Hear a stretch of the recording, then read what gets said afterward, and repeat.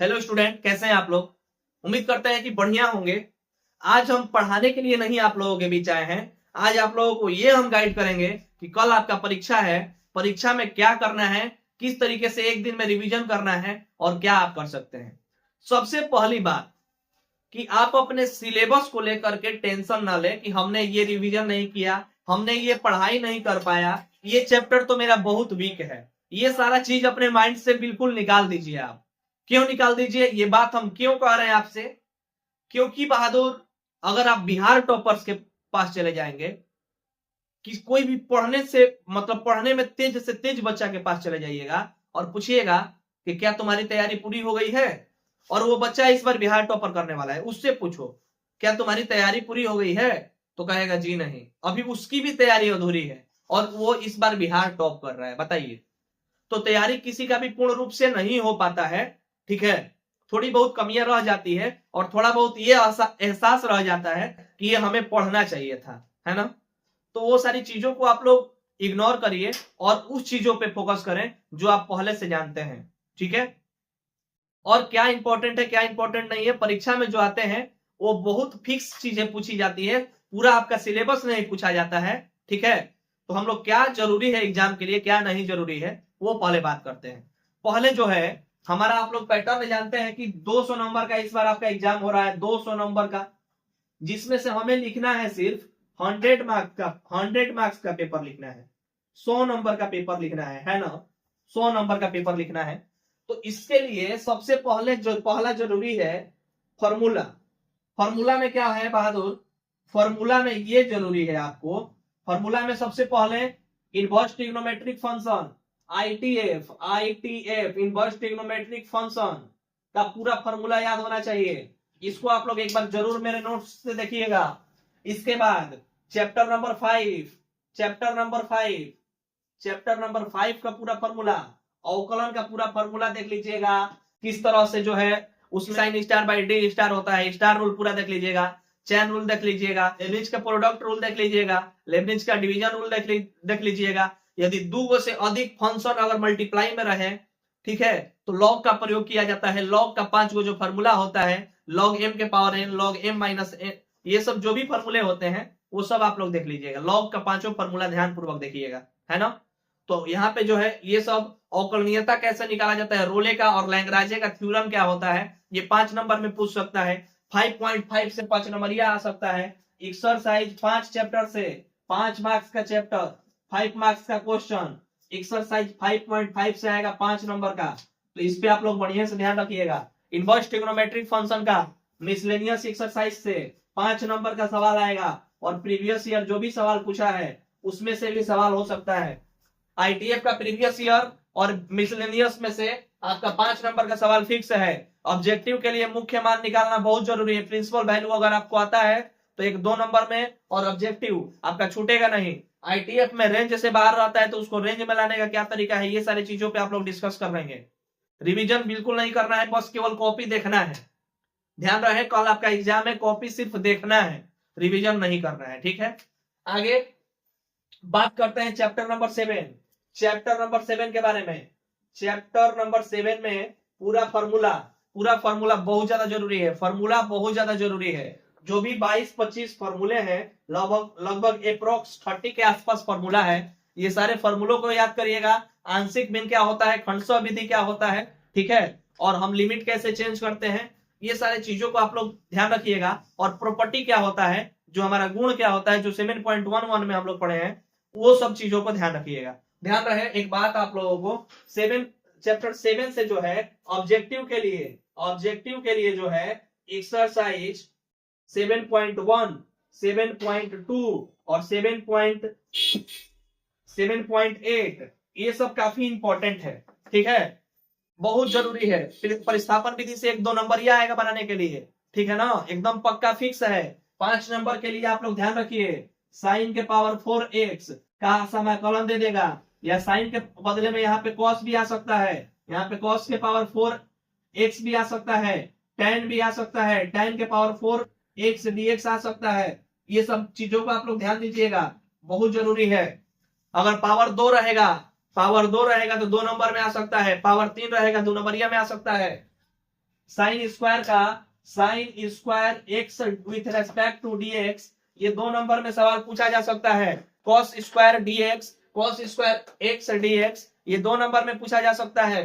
tan square X with respect to dx का समाकलन 2 number में पूछा जा सकता है। Sine inverse X plus cos inverse X pi by 2, ये सारा फॉर्मूला याद रखिएगा। Pi by 2 minus sine inverse X equal to cos inverse X, ये भी आ सकता है आपका ऑब्जेक्टिव में, प्रूफ करने के लिए आ सकता है। tan inverse X plus tan inverse y equal to, formula क्या होता है, ये सारा कुछ जो है प्रीवियस ईयर में प्रूफ के साथ आया हुआ है, 2 नंबर के लिए काफी इंपॉर्टेंट है। ठीक है, तो चैप्टर नंबर 7 में ऑब्जेक्टिव के लिए ये तीनों एक्सरसाइज काफी इंपॉर्टेंट है, इसको आप लोग देख लेंगे। इसके बाद इसमें बात करें 5 मार्क्स के बारे में, 5 मार्क्स का कौन सा सवाल आएगा, तो 5 मार्क्स में जो है 7.6 या 7.11, ये 2 एक्सरसाइज से 5 मार्क्स का क्वेश्चन पूछ सकता है।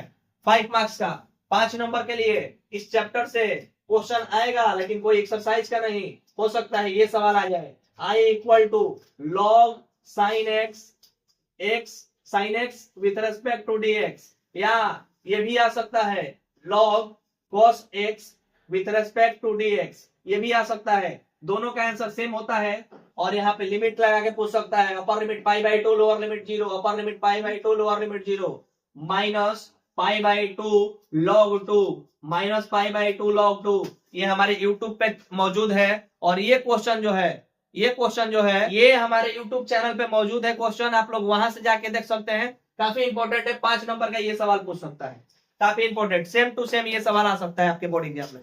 ठीक है, तो चैप्टर नंबर 7 से समझ गए क्या पूछाएगा, 7.1 और 2 और 8 से जो आएगा, 9 से जो आएगा, ये सारा ऑब्जेक्टिव। 7.2 से जो है आपका 2 नंबर का सवाल भी आ सकता है, भरा रहेगा। 7.2 7.3 समाकलन में अगर बात करें 2 नंबर वाला अवकलन से कहां से आएगा, 5 पार्ट से कहां से आएगा, तो आपका जो है 7 एक्सरसाइज 5.2 से 5.3 से 5.3 से तो ये वो फिक्स है कि आपका 2 नंबर का सवाल रहेगा, फिक्स है एकदम, गारंटी। इसके बाद 5.5 से जो है आपका रहेगा 5 नंबर, यह सवाल हो सकता है, रहेगा, हो सकता है बोले हैं। ठीक है, और इसके बाद 5.6 से जो है आपका 2 नंबर का एक सवाल रहेगा, 5.6 प्राचलक फलन। ठीक है, पैरामीट्रिक फंक्शन के बारे में। इसके बाद ध्यान दीजिएगा, बात करते हैं अब वेक्टर के बारे में। अब बात करते हैं हम लोग वेक्टर के बारे में, चैप्टर नंबर 10, चैप्टर नंबर 10। अगर बहादुर चैप्टर नंबर 10 से अगर कोई भी सवाल आता है तो छूटना नहीं चाहिए, आपको सारी चीजें पता होना चाहिए, क्या कैसे होता है सब कुछ पता होना चाहिए। हम लोग डायरेक्शन को साइन कैसे निकालते हैं, ठीक है, dr कैसे निकालते हैं, हम लोग इसके अंदर 11 पार्ट के अंदर वेक्टर और 3D को मिला के पढ़िए। i डॉट आई एक होता है, i डॉट आई एक होता है, i डॉट आई अपने आप के साथ करेंगे एक हो जाएगा। अगर ये अलग अलग रहेगा, i डॉट के रहेगा, i कैप डॉट के कैप 0 हो जाएगा, ये सारा पता होना चाहिए। इसके बाद वो विपरीत बनाने के लिए बोला गया था, और घड़ी के विपरीत दिशा में ऐसे एरो लगाने के लिए बोला गया था, और कहीं पे यहाँ पे आई कैप, और कहीं पे यहाँ पे जे कैप, और कहीं पे यहाँ पे के कैप लगाना था। आई और j cap, i cap cross j cap क्या आएगा, तो के कैप आएगा, के कैप और cross i cap equal to क्या आएगा, तो यहाँ पे हमारा जे कैप आएगा, है ना, जे कैप क्रॉस के कैप क्या आएगा, आई कैप आएगा। ये तमाम चीजें आप लोगों को बता दिया गया था। ठीक है, ये सब कुछ आपको पहले से बता दिया गया है, बस आप लोगों को रिवीजन करने की जरूरत है, यहां से ये जरूरी है। एक जो है ग्राफ से जो है 12 चैप्टर नंबर 12, चैप्टर 12 से जो है चैप्टर नंबर 12 से एक 5 नंबर का ग्राफ आएगा, फिक्स है ग्राफ आएगा, ग्राफ आपका आएगा। ठीक है, चैप्टर नंबर 12 से ग्राफ आएगा। अब बात करें अवयव और सारणिक के बारे में, इसमें से भरे रहेंगे सवाल, भरे रहेंगे आपके पेपर में, ऑब्जेक्टिव सब्जेक्टिव, 2 अवयवों का योगफल, अवयव का परिवर्त क्या होता है ना, डिटर्मिनेंट का मान कैसे निकलता है, ए इनवर्स कैसे निकलता है। ए इनवर्स अगर ऑब्जेक्टिव में आता है निकालने के लिए तो आप लोग बढ़िया से ये फॉर्मूला लगाइएगा, ADJ of determinant of A, ADJ by determinant of A, A inverse बराबर एडीजे बाई डिटर्मिनेंट ऑफ ए। ये फॉर्मूला की मदद से आप लोग निकालिएगा। एडीजे कैसे निकाला जाता है, बहुत आसान है ना, तो ये सारा काम आप लोग पहले कर लेंगे। ठीक है, और इसके बाद 2 नंबर में क्या आएगा, 2 नंबर में अवयव का गुणनफल आ सकता है, बहुत इंपॉर्टेंट है। सममित विषम सममित अवयव आ सकता है, ठीक है। ये सारे चीजों पे आप लोग पकड़ बनाइए। सममित अवयव क्या होता है? वह अवयव जिसके परिवर्त करने पे फिर वही प्राप्त हो, उसे हम लोग सममित अवयव कहते हैं। विषम सममित स्क्यू सिमेट्रिक मैट्रिक्स क्या होता है? एक ऐसा अवयव जिसका परिवर्त करने पे माइनस ए का परिवर्त करेंगे माइनस ए प्राप्त हो, उसे विषम सममित अवयव कहते हैं।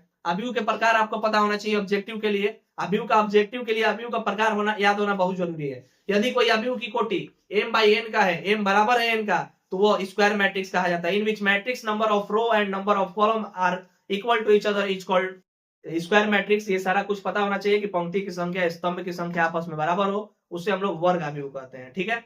क्षैतिज अवयव क्या होता है? पंक्ति की संख्या कम होती है उदग और इसमें स्तंभ की संख्या अधिक होती है, तो ये हमारा क्षैतिज अवयव कहलाता है। उदग अवयव किसे कहते हैं? इसमें पंक्ति की संख्या ज्यादा होती है और स्तंभ की संख्या कम होता है, इसे उदग्र अवयव कहते हैं।